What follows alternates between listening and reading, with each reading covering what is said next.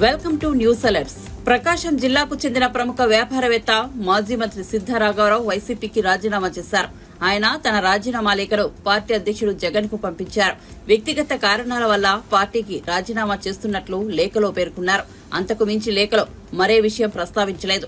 సిద్ధా రాఘవరావు 2014లో టీడీపీ కూటమి గెలిచినప్పుడు చంద్రబాబు కేబినెట్ లో అటవీ శాఖ మంత్రిగా పనిచేశారు. ఆయన దర్శి నియోజకవర్గం నుంచి ఎమ్మెల్యేగా గెలుపొందారు. అయితే 2019 ఎన్నికల్లో సిద్ధా ఒంగోలు ఎంపీగా పోటీ చేసి ఓటమి పాలయ్యారు.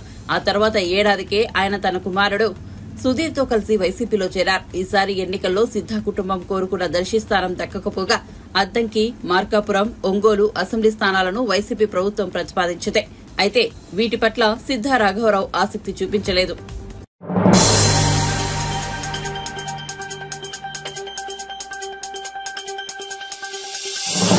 సాలూరు నియోజకవర్గం నుంచి టీడీపీ ఎమ్మెల్యేగా విజయం సాధించిన గుమ్మిడి సంధ్యారాణిని మంత్రి పదవి వరించిన సంగతి తెలిసిందే. ఆమెకు మహిళా, శిశు సంక్షేమం, గిరిజన వ్యవహారాల శాఖలు అప్పగించారు. ఈ నేపథ్యంలో గుమ్మిడి సంధ్యారాణి ఏపీ సచివాలయంలోని తన ఛాంబర్లో మంత్రిగా బాధ్యతలు స్వీకరించారు. ఈ సందర్భంగా ఆమె మాట్లాడుతూ గిరిజన ఆశ్రమ పాఠశాలల్లో ఏఎన్ఎంలను నియమిస్తున్నామని అన్నారు. గిరిజన పాఠశాలలో డ్రాప్ అవుట్లను నివారిస్తామని చెప్పారు. ఐటీడీఏ, ఐసీడీఎస్ లను ప్రక్షాళన చేస్తున్నామని వివరించారు. అంగన్వాడీల సమస్యలు ఒక్కొక్కటిగా పరిష్కరిస్తామని వెల్లడించారు. సెక్రటేరియట్ 3వ బ్లాక్ లో బాధ్యతల్ని స్వీకరించారు. ఆమె మహిళా, శిశు సంక్షేమ శాఖతో పాటు గిరిజన సంక్షేమ శాఖ మంత్రిగా బాధ్యతలు చేపట్టారు. ప్రత్యేక పూజల అనంతరం తొలి ఫైల్ పై మంత్రి సంధ్యారాణి సంతకం చేశారు.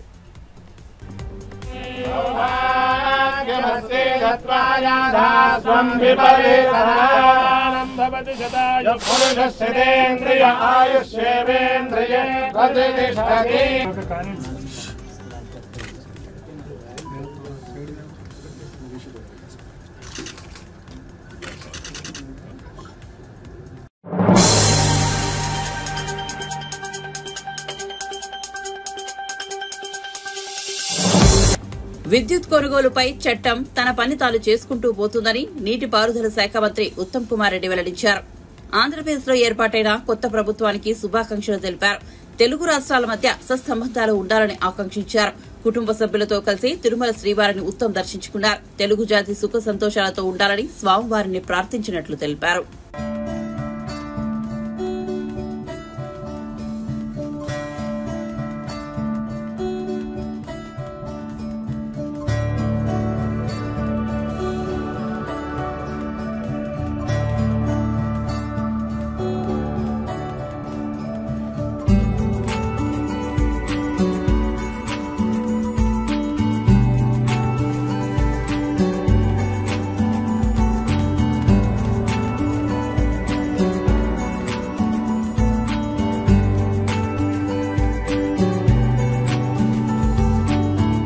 ఈరోజు నా సతీమణి కోదాడ ఎమ్మెల్యే పద్మావతి గారి జన్మదిన సందర్భంగా స్వామివారి ఆశీస్సుల కోసం దర్శనాని కోసం వచ్చినట్టు. ఎప్పుడు తిరుపతి వచ్చినా చాలా సంతోషంగా మరి ఉంటుంది. నూతనంగా ఆంధ్రప్రదేశ్లో కొత్త ప్రభుత్వం ఏర్పడ్డది. వాళ్ళందరికీ మా శుభాకాంక్షలు, అభినందనలు. రెండు రాష్ట్రాల మధ్య మంచి సంబంధాలు ఉండాలని, తెలుగు జాతి రెండు రాష్ట్రాల్లో ప్రపంచవ్యాప్తంగా మరి మొత్తం కూడా అందరూ మంచి ఉండాలని, సుఖంగా, సంతోషంగా, ఆరోగ్యంగా ఉండాలని చెప్పి భగవంతుని ప్రార్థిస్తున్నాం. విద్యుత్ జలాల మధ్య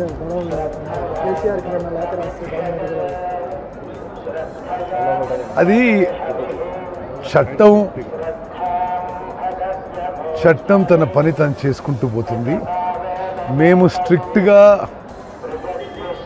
ఏ కమిషన్ వేసినా ఏమున్నా చట్టం, ధర్మం, న్యాయం పాటించే ముందుకు పోతున్నాం.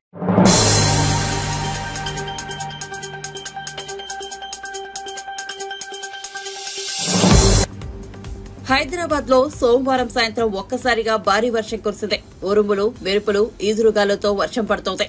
పెనుగాలులకు పలుచోట్ల చెట్ల కొమ్మలు విరిగిపడ్డాయి. గచ్చిబౌలి, మాదాపూర్, రాయదుర్గం, ఖైరతాబాద్, పంచాగుట్ట, లక్డీ కపూల్, అమీర్పేట, రాజేంద్రనగర్, అత్తాపూర్, ఎస్ఆర్ నగర్, ఎర్రగడ్డ, యూసఫ్గూడ, లంగర్ హౌస్, గండిపేట, శివరాంపల్లిలో భారీ వర్షం నమోదైంది. అలాగే పంజాగుట్ట, జూబ్లీహిల్స్, బంజారాహిల్స్, అమీర్పేట, బేగంపేట, సికింద్రాబాద్, గచ్చిబౌలి, మణికొండ, షేక్పేట, కొండాపూర్, హైటెక్ సిటీ తదితర ప్రాంతాల్లో ఒక్కసారిగా భారీ వర్షం మొదలైంది. ఒక్కసారిగా వర్షం కురవడంతో రోడ్లపైకి వరద నీరు వచ్చి వాహనదారులు చాలా ఇబ్బందులు పడుతున్నారు. పలుచోట్ల ట్రాఫిక్ జామ్ ఏర్పడింది. ఇక ఈ వరద నీటిని తొలగించేందుకు డీఆర్ఎఫ్ సిబ్బంది కృషి చేస్తున్నట్లు జీహెచ్ఎంసీ తెలిపింది.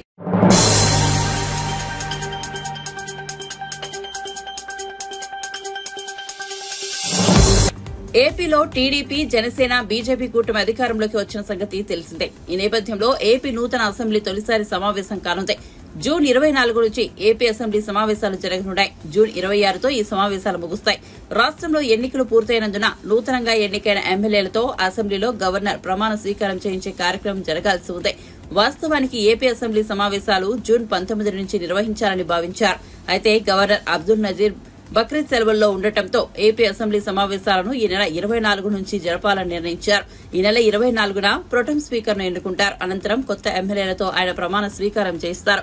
కాగా ఏపీ అసెంబ్లీ కొత్త స్పీకర్ అయ్యన్న పాత్రుడు అంటూ వార్తల్లో ప్రచారం జరుగుతున్నాయి. డిప్యూటీ సీఎం పదవి జనసేనకు ఇస్తారని కూడా కథనాలు వస్తున్నాయి. వీటిపై కూటమి నుంచి ఎలాంటి ప్రకటన రాలేదు.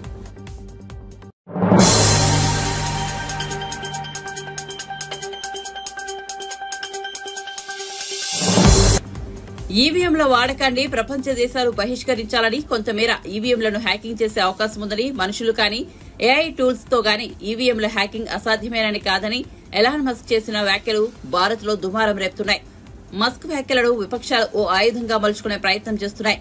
భారత్ లో ఈవీఎంలు బ్లాక్ బాక్సులు వంటివని, వాటిని కనీసం పరిశీలించేందుకు కూడా ఎవరిని అనుమతించారని రాహుల్ గాంధీ వ్యాఖ్యానించారు.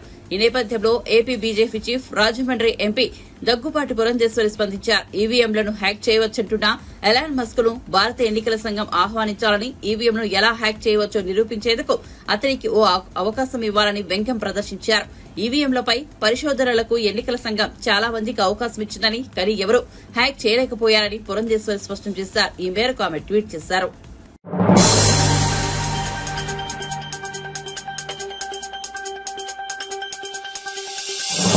విశాఖ రిషికొండపై నిర్మితమైన భవనాల్లో ఏముందో బహిర్గతమైన నేపథ్యంలో బీజేపీ నేత, మాజీ ఎమ్మెల్యే బైరెడ్డి రాజశేఖర్ రెడ్డి ఆసక్తికర వ్యాఖ్యలు చేశారు. రిషికొండపై ఉన్న ఆ ప్యాలెసే జగన్ కు రాజకీయ సమాధి అని పేర్కొన్నారు.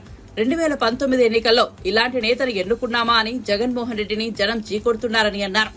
జగన్ మళ్లీ జనంలోకి వస్తా అంటున్నాడని, అదే జరిగితే జగన్ పై జనం చెప్పులు, బూట్లు వేస్తారని బైరెడ్డి స్పష్టం చేశారు. జగన్ తన గొయ్యిని తానే తవ్వుకున్నాడని విమర్శించారు. పేదల కోసం శ్రమించే నాయకులు చంద్రబాబు, నారా లోకేష్ అని బైరెడ్డి కొనియాడారు. వాలంటీర్ల వ్యవస్థపై కూటమి ప్రభుత్వం ఇంకా ఎలాంటి నిర్ణయం తీసుకోలేదని వెల్లడించారు. నందికొట్కూరులో పనిచేసే కొందరు వాలంటీర్లు ప్రభుత్వ పాఠశాలల్లో వంట చేసే ఉద్యోగాల పేరిట 1,00,000 చొప్పున వసూలు చేసినట్లు తెలిసిందని అన్నారు. ఇలాంటివి చంద్రబాబు ఏమాత్రం సహించరని బైరెడ్డి స్పష్టం చేశారు. కేవలం వాళ్ళ యొక్క పొగరుబోతుతనంతోనే వాళ్ళ గొయ్యి వాళ్ళు దవ్వుకున్నారు. పూర్తి ఈరోజు మనం చూస్తుంటే అన్ని పాస్బుక్ల మీద వాళ్ళ ఫోటోలే జగన్మోహన్ రెడ్డి. అదే రకంగా మరి సర్వే చేయించి దాని మీద రాళ్ళు బాతితే వాటి మీద కూడా ఆయన చివరకు నేను గ్రామాలలో తిరుగుతుంటే పిల్లలకు స్కూలు పిల్లలకు పెట్టే భోజనం దాంట్లో గుడ్డు ఇచ్చేటటువంటి ఆ ప్రోగ్రాం, ఆ గుడ్డు మీద కూడా జగన్మోహన్ రెడ్డి ఫోటో. ఏంటి? అందుకే ఆయనను ఈ రకంగా ఓడించారు. చూడండి, నిన్న రిషికొండ, ఆ రిషికొండ ప్యాలెసే ఆయన సమాధి. ఈరోజు అక్కడ ఏదో వింటుంటాం మనం, తాజ్మహల్ కట్టారు, ఎవరో నూర్జహాన్ చనిపోతే షాజహాన్ కట్టించాడు ఆమె మీద ప్రేమతో అని చెప్పి. ఈరోజు తనంతకు తాను సమాధి కానీకనే ఆ ప్యాలెస్ కట్టించుకుంది, రాజకీయ సమాధి. ఏది మన రిషికొండ. చిచి, అందరూ ప్రజలంతా చీకొడతా ఉన్నారు. ఎటువంటి వాడిని ఎన్నుకుంటేవిరా మనం, ఇటువంటి వాడిని ఏందా అని చీ అని వాళ్ళంతకు వాళ్ళే ప్రజలంతా చీకొట్టే పరిస్థితికి తెచ్చుకున్నాడు ఆయన. ఆయన ఏదో నేను మళ్ళీ తిరుగుతా అంటున్నాడు. నువ్వు తిరుగుతే ఆ రోజు నీకు కోడి కట్టి అని ఒకటి పెట్టివి, మళ్ళీ ఏదో గురకరాయితో కొట్టించుకొని మ్యాచ్ ఫిక్సింగ్ పెట్టుకుంటుంది. ఈసారి గురకరాలు కాదు, నీ మీద పడేది చెప్పులు, బూట్లు. అదే రకంగా మరి ఏం రాళ్ళు పడతాయో తెలియదు. అంతన దుర్మార్గము. ఏ రాచరికమా? రాజు నువ్వేమన్నా దాని నుంచి వచ్చింది నీకు రాచరికము? ప్రజలు ఎన్నుకోవాలా?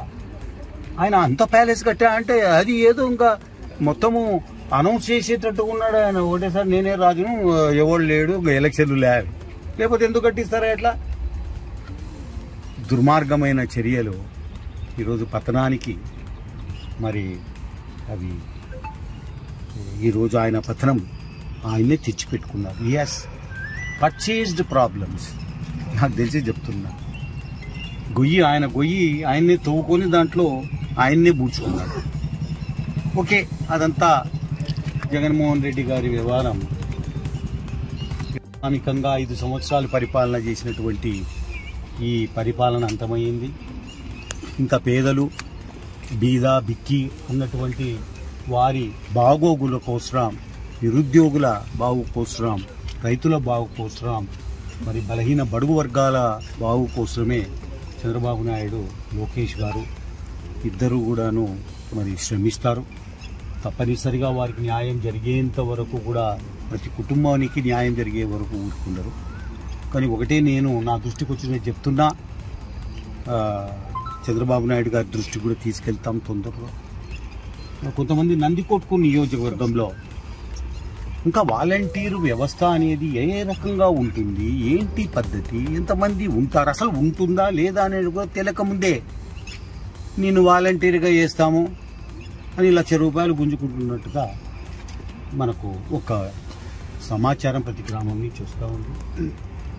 ఈ తోలు తీస్తాం ఏమనుకుంటున్నారో మీరు పేదల దగ్గర ఈ రకంగా పేదలకు రూల్ ప్రకారంగా చంద్రబాబు నాయుడు పరిపాలనలో ఏమి నిర్దేశిస్తారో దాని ప్రకారంగా జరగాల్సిందే. కానీ మీరు ఈ వాళ్ళ పోస్టులు, వంట చేస్తారు స్కూళ్ళల్లో, వాళ్ళ పోస్టులకు డబ్బు గుంజుకోవడము, లేకపోతే వాలంటీర్లు ఒకరొకరి దగ్గర ₹1,00,000 గుంజుకోవడము, లేకపోతే పోస్టులు వేపిస్తామని చెప్పి డబ్బులు గుంజుకోవడం, ఇది చేస్తే మీ తోలు తీసి ఉప్పు కారం పట్టించి కుట్లేస్తాం. చూడండి, జాగ్రత్త.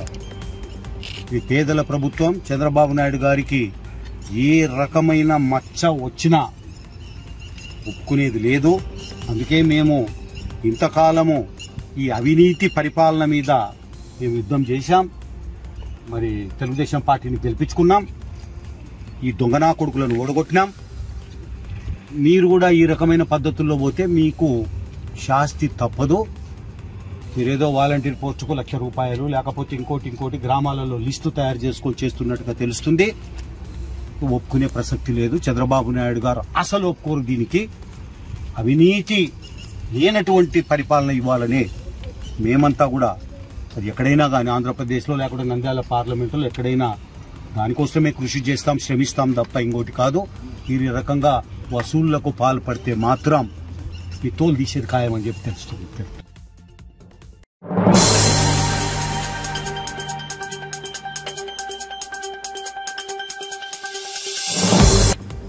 ఇటీవల కువైట్ లో జరిగిన ఘోర అగ్ని ప్రమాదంలో 45 మంది భారతీయులు చనిపోగా అందులో 3 ఏపీ వాసులు ఉన్నారు. మృతుల కుటుంబాలకు ఏపీ నూతన ముఖ్యమంత్రి చంద్రబాబు 5 లక్షల చొప్పున సాయం ప్రకటించారు. దీనిపై వైసీపీ ఎంపీ విజయసాయిరెడ్డి స్పందించారు. కువైట్ అగ్ని ప్రమాద మృతుల కుటుంబాలకు చంద్రబాబు నాయకత్వంలోనే ఏపీ ప్రభుత్వం ప్రకటించిన 5 లక్షలు ఏ మూలకు సరిపోవని, అంత తక్కువ మొత్తంలో సాయం ప్రకటించడం వారిని అవమానించడమేనని విమర్శించారు. నాడు విశాఖపట్నంలో ఎల్జీ పాల్మర్స్ పరిశ్రమలో గ్యాస్ లీక్ ఘటన మృతుల కుటుంబాలకు జగన్ ₹1 కోటి ఇచ్చి పరిహారం అందించారని విజయసాయిరెడ్డి గుర్తు చేశారు.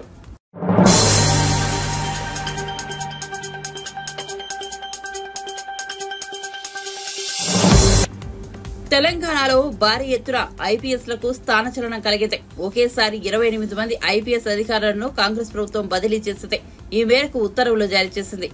సిఐడి ఎస్పీగా విశ్వజిత్ కంపాటి, హైదరాబాద్ ట్రాఫిక్ డీజీపీగా రాహుల్ హెగ్డే, ఏసీబీ జేడీగా రితిరాజ్లను నియమించారు.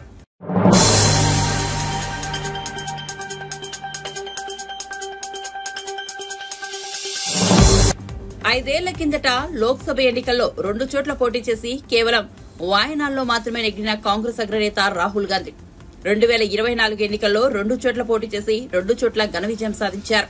వాయనాడ్తో పాటు రాయబరేలీలోనూ రాహుల్ గెలుపు రుచి చూశారు. అయితే ఈ రెండింటిలో ఏ స్థానాన్ని వదులుకోవాలన్నది ఆయనకు పెద్ద సమస్యగా మారింది. 2019లో ఎదురుగాలిలోనూ తనను ఎంతో ఆదరించి అక్కున చేర్చుకున్న వాయనాడ్ నియోజకవర్గం ఒకవైపు, పోయిన ప్రభావాన్ని ఈసారి ఎన్నికల్లో తిరిగి అందించిన రాయబరేలీ మరోవైపు రాహుల్ సందిగ్ధంలో పడేశాయి. తీవ్రంగా ఆలోచించిన మీదట ఆయన కేరళలోని వాయనాడ్ స్థానాన్ని వదులుకోవాలని నిర్ణయించుకున్నారు. వాయనాడ్ నుంచి రాహుల్ సోదరి ప్రియాంక గాంధీ బరిలో దిగడం ఖరారైంది. దీనిపై రాహుల్ స్పందిస్తూ వాయనాడ్ను వదులుకోవాలా, రాయబరేలీని వదులుకోవాలా అనే అంశంలో తీవ్రంగా మొదలుపెట్టామని వెల్లడించారు. వాయనాడ్ ఎప్పటికీ తన హృదయానికి దగ్గరగా ఉంటుందని, ఇక మీదట వాయనాడ్కు తరచుగా వస్తుంటానని తెలిపారు. కాగా రాహుల్ వాయనాడ్ వదులుకుంటున్న విషయాన్ని కాంగ్రెస్ జాతీయ అధ్యక్షుడు మల్లికార్జున ఖర్గే ప్రకటించారు. ఏఐసీసీ సమావేశంలో చర్చించిన మీదట ఈ నిర్ణయం తీసుకున్నట్లు తెలిపారు. मेरा रायबरेली से और वायनाड से इमोशनल कनेक्शन है. पिछले 5 सालों में मैं वायनाड का एमपी था और वायनाड के सब लोगों ने, हर पार्टी के लोगों ने प्यार दिया, तो उसके लिए मैं दिल से धन्यवाद करता हूं और पूरी ज़िंदगी उसको याद रखूंगा. प्रियंका वायनाड से चुनाव लड़ेगी, मगर मैं भी पीरियोडिकली वायनाड जाऊंगा और जो वायदे हमने वायनाड को किए थे उनको हम पूरा करेंगे. रायबरेली का पुराना रिश्ता है, काफ़ी खुशी हो रही है कि मैं उनको फिर से रिप्रेजेंट करूंगा, मगर आसान निर्णय नहीं था, मुश्किल निर्णय था क्योंकि जुड़ाव दोनों के साथ. सो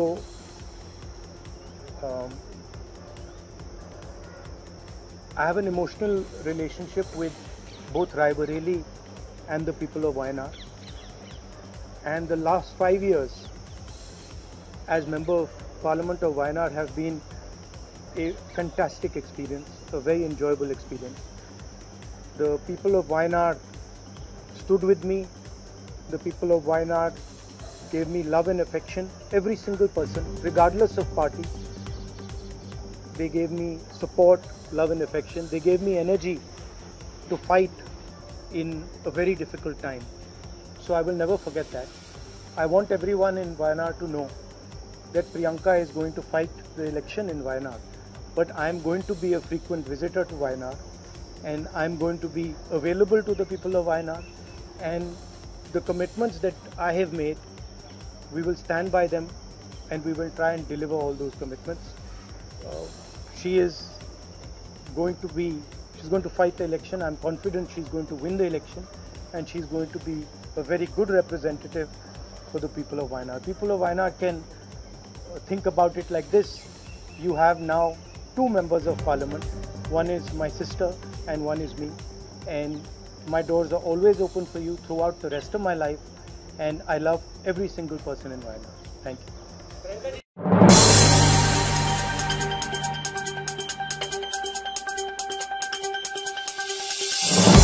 వినాయక చవితి సందర్భంగా హైదరాబాద్లోని ఖైరతాబాద్ లో ప్రతిష్ఠించే మహాగణపతి విగ్రహానికి దేశవ్యాప్త గుర్తింపు ఉంది. భారీతనంలోనూ ప్రజా ఆకర్షణ విషయంలోనూ ఖైరతాబాద్ గణపతికి సాటి లేదు. అందుకే ప్రతి ఏటా ఖైరతాబాద్ లో గణపతి విగ్రహం ఎంత అనే అంశంపై అత్యంత ఆసక్తి నెలకొంటుంది. ఇక ఈసారి వినాయక చవితి సందర్భంగా ప్రతిష్టాపన చేసే విగ్రహ నిర్మాణం కోసం ఘనంగా కర్రపూజ నిర్వహించారు. ప్రతి ఏడాది నిర్మల ఏకాదశి నాడు కర్రపూజ నిర్వహించడం ఆనవాయితీగా వస్తుంది. కర్రపూజ అనంతరం విగ్రహాన్ని అక్కడే రూపొందిస్తారు.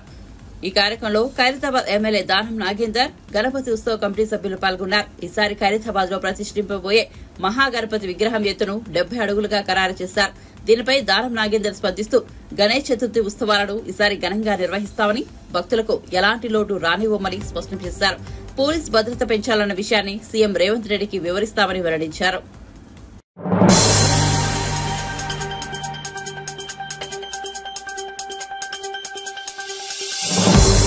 ఏపీ కాంగ్రెస్ అధ్యక్షురాలు వైఎస్ షర్మిల ఢిల్లీలో కాంగ్రెస్ అగ్రనేత సోనియా గాంధీ, పార్టీ ఎంపీ రాహుల్ గాంధీ, కాంగ్రెస్ ప్రధాన కార్యదర్శి ప్రియాంక గాంధీలను కలిశారు.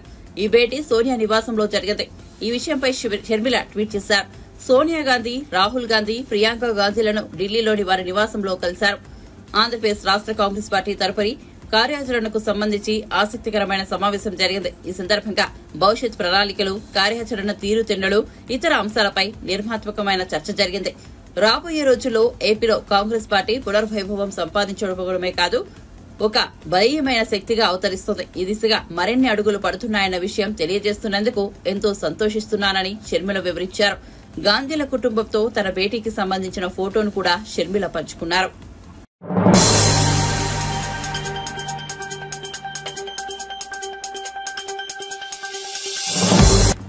మహబూబాబాద్ జిల్లాకు చెందిన ఓ బాలిక ఇటీవల మియాపూర్లో అత్యాచారానికి గురైన విషయం తెలిసిందే. లక్ష్మతండాకు చెందిన నరేష్, శారదా దంపతుల 3 వారాల కిందట కూలి పనుల కోసం హైదరాబాద్ లోని మియాపూర్ వచ్చారు. వారి కుమార్తె ఇంటి నుంచి కిరాణా దుకాణానికి వెళ్లి తిరిగి రాలేదు. అయితే అదే వీరిలో ఓ చెత్త కుప్పలో ఆ బాలిక విగత జీవురాలుగా కనిపించింది. బాలికను అత్యాచారం చేసి చంపి ఉంటారని భావిస్తున్నారు. ఈ నేపథ్యంలో మంత్రి సీతక్క మహబూబాబాద్ జిల్లాలో అత్యాచార బాధితురాలి కుటుంబాన్ని పరామర్శించారు. బాలిక తల్లిదండ్రులకు 50,000 ఆర్థిక సాయం చేశారు. బాధిత కుటుంబానికి న్యాయం చేస్తామని భరోసా ఇచ్చారు. సంవత్సరాల క్రితం గానీ ఇక్కడ గుట్టాలలో కూడా అమ్మాయిని రేప్ చేసి చంపేసినటువంటి పరిస్థితి కూడా మనం చూసినాము. ఇవన్నిటికి కూడా అంతం పలకాలన్నటువంటి లక్ష్యంతో మూలంగా ఉన్నటువంటిది విచ్చలవిడిగా ఈ అత్యాచారాలు, హత్యలు చిన్న పిల్లల మీద ఇవన్నీ జరుగుతున్నాయి అంటే విచక్షణ కోల్పోయి దానికి మూలం గంజాయి, డ్రగ్స్ అనేది సీఎం రేవంత్ రెడ్డి గారు గుర్తించే ఈరోజు వాటి మీద ఉక్కుపాదం మోపాలన్నటువంటి సంకల్పంతో అధికారులకు అందరికి కూడా ఎప్పటికప్పుడు పోలీసు అధికారులకు పూర్తి స్థాయిలో అధికారం ఇవ్వడం జరిగింది. కాబట్టి పూర్తి స్థాయిలో కాన్సన్ట్రేట్ చేసి ఒక దిక్కు గ్రామాలలో ఉన్నటువంటి యువతను మరి వాళ్లకు అవేర్నెస్ ఇవ్వడము, మత్తులో ఉన్నటువంటి వాళ్ళను మనుషులుగా మార్చాలంటే వాళ్ళకు రెగ్యులర్ గా మరి అవేర్నెస్ ఇవ్వాలి, మోటివేషన్ చేయాలి. ఫుల్ ఫ్లెడ్జ్డ్ గా రంగారెడ్డి జిల్లా నుంచి, ఎందుకంటే ఇన్సిడెంట్ అక్కడ జరిగింది కాబట్టి ఆ కలెక్టర్ గారికి కూడా ఆదేశించడం, ఏ సెక్షన్స్ కిందకి వస్తుంది, మర్డర్ అసలు ఏంది అనేది పూర్వపరాలు తొందరగా రేపటి ఎల్లుండి వరకు రిపోర్ట్స్ వస్తాయి. మియాపూర్ నుంచి కూడా పోలీస్ అధికారులు ఇప్పుడు ఇక్కడికి వస్తున్నారు. ఈ తల్లిదండ్రులతో కూడా మాట్లాడతారు. అక్కడ ఏం క్లూస్ దొరుకుతలేవు అంటున్నారు కాబట్టి ఆ యాంగిల్లో కూడా అయిన తర్వాత ఇతరుల బతుకులను చిదిమేసే రకంగా ఎవరు వివరించినా ఈ రాష్ట్రంలో ఖచ్చితంగా ఉక్కుపాదం మోపడం.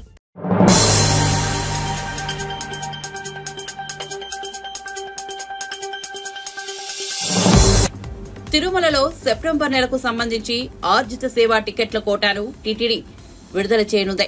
సుప్రభాతం, తోమాల సేవ, అర్చన, అష్టదళ పాద, పద్మారాధన టికెట్లను ఎలక్ట్రానిక్ డిప్ ద్వారా కేటాయించనున్నారు. అందుకు గాను జూన్ 18 ఉదయం 10 గంటల నుంచి 20వ తేదీ ఉదయం 10 గంటల వరకు రిజిస్ట్రేషన్కు అవకాశం కల్పించారు. ఈ 3 రోజుల్లో తమ వివరాలు నమోదు చేసుకున్న భక్తులకు ఎలక్ట్రానిక్ డిప్ ద్వారా పలు ఆర్థిక సేవల టికెట్లు కేటాయిస్తారు. ఎలక్ట్రానిక్ డిప్ లో ఆర్జిత సేవా టికెట్లు పొందిన వారు జూన్ 20వ తేదీ మధ్యాహ్నం 12 గంటల నుంచి 22వ తేదీ మధ్యాహ్నం 12 గంటల వరకు నిర్దేశిత నగదు చెల్లించి టికెట్లను ఖరారు చేసుకోవాల్సి ఉంటుంది. ఇక కళ్యాణం, ఊంజల్ సేవ, ఆర్జిత బ్రహ్మోత్సవం, దీపాలంకరణ సేవా టికెట్లను ఈ నెల 21వ తేదీ నుంచి ఉదయం 10 గంటల నుంచి విడుదల చేస్తారు. ఇక కళ్యాణం, ఊంజల్ సేవ, ఆర్జిత బ్రహ్మోత్సవం, దీపాలంకరణ సేవల్లో వర్చువల్ గా పాల్గొనే భక్తుల కోసం జూన్ 21 మధ్యాహ్నం 3 గంటలకు కోటా విడుదల చేయనున్నారు. అంగ ప్రదక్షిణం టికెట్లను జూన్ 22న ఉదయం 10 గంటలకు విడుదల చేస్తారు. అదే రోజున మధ్యాహ్నం 3 గంటలకు సీనియర్ సిటిజన్లు, దివ్యాంగులకు ప్రత్యేక ప్రవేశ దర్శనం కోసం టికెట్లు విడుదల చేస్తారు. 300 రూపాయల ప్రత్యేక ప్రవేశ దర్శన టికెట్లను జూన్ 24వ తేదీ ఉదయం 10 గంటలకు విడుదల చేస్తారు. తిరుపతి, తిరుమలలో బస చేయడం కోసం జూన్ 24వ తేదీ మధ్యాహ్నం 3 గంటలలోపు కోటా విడుదల చేస్తారు. ఈ టికెట్లను ఆన్లైన్లో టీటీడీ దేవస్థానం .ap.government.in ద్వారా బుక్ చేసుకోవాల్సి ఉంటుందని టీటీడీ ఒక ప్రకటనలో తెలిపింది.